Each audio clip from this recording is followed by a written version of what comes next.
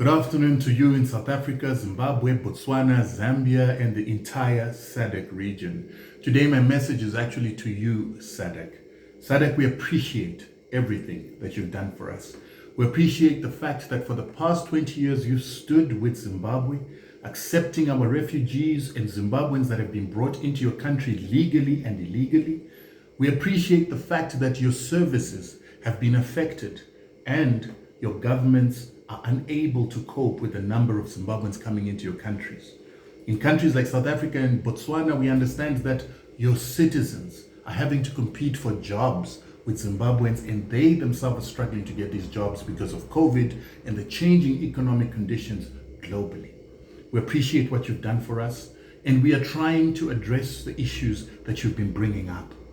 And I am a member of a civil society organization that is trying to deal with the root cause of the problem, so that if we eliminate the problem, Zimbabweans can begin to go back and stop coming into your countries as refugees. In fact, what has happened in Africa or in Southern Africa is that the Zimbabwean crisis has begun to cause a humanitarian crisis and a problem in the entire region.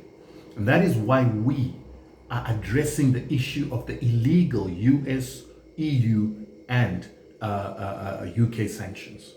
The United Nations sent its special rapporteur who came and said that these sanctions are illegal and crimes against humanity, which the sanction senders must immediately stop enforcing. So this is why I would like to say to you, you stood with us for 20 years, and now we are at the end of the road. We're end of the road because part of the problem was Zimbabwe was trying to deal with these sanctions politically through negotiations until about 3 years ago, when we started saying this issue must be addressed as an international legal issue, a human rights issue, and an issue of crimes against humanity. And so that is why the UN sent its special rapporteur to Zimbabwe to look and determine whether there were sanctions and to measure the impact of those sanctions, which they determined that those sanctions exist. The United States is currently undertaking its own impact assessment. Their subcommittee of Congress for Global Human Rights, Health, and Organization is also undertaking an impact assessment of these sanctions, which they've been denying and saying they didn't exist. They're undertaking an impact assessment with an intention to remove those sanctions. So we've come this far, Sadc. You've stood with us this far. And we understand that you are under pressure by these Western countries that have been embarrassed and exposed for perpetuating crimes against humanity upon Black people. They want you to pressure Zimbabwe. They have put $170 million out to media personalities, to politicians, and people in the Sadc region to begin to enforce the deportation of Zimbabweans, to bring regime change, to bring protests, and for them to intervene. And we're saying, Sadc, we have always had a united region. Hence, we were able to defeat colonialism, apartheid, and now we must defeat neo-colonialism with these illegal sanctions and other forms of illegality.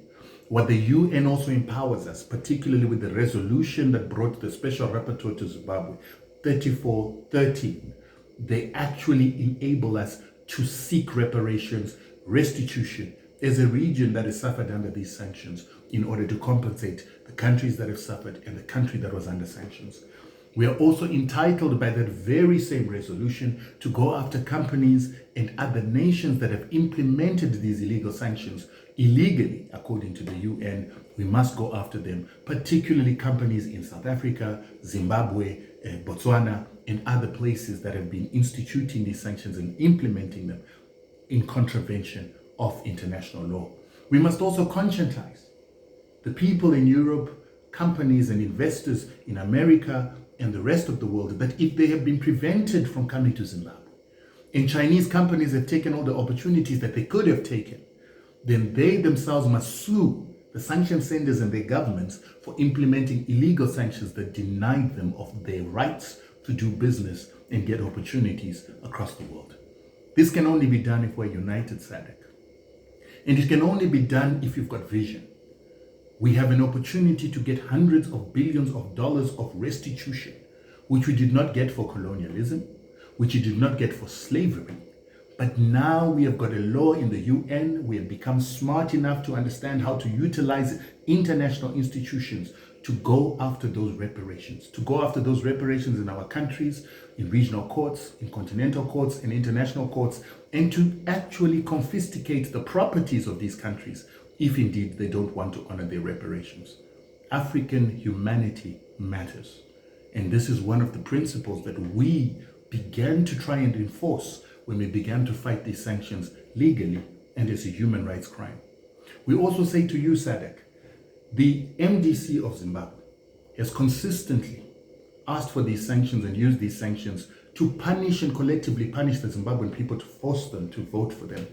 You have continued to recognize the MDC as a legitimate party, but they've used a crime against humanity to get power in Zimbabwe. You need to punish that. We need a tribunal against the MDC. And we also need a review of the Constitution of Zimbabwe that actually was written by these members of MDC who had perpetuated a crime against humanity, and also sanctions that had continued to push duress for us to make a constitution for which we have no consensus at either. This requires unity, Sadc. Don't worry about this 170 million that is being given out by the CIA. There's bigger fish to fry with the reparations they owe us, which will make up for African humanity that they have not upheld over the past 700 years. Let's get that restitution. Let's make international precedents that our lives matter, Black lives matter, and we're going to make sure that they matter by hitting them in the pocket. Thank you so much.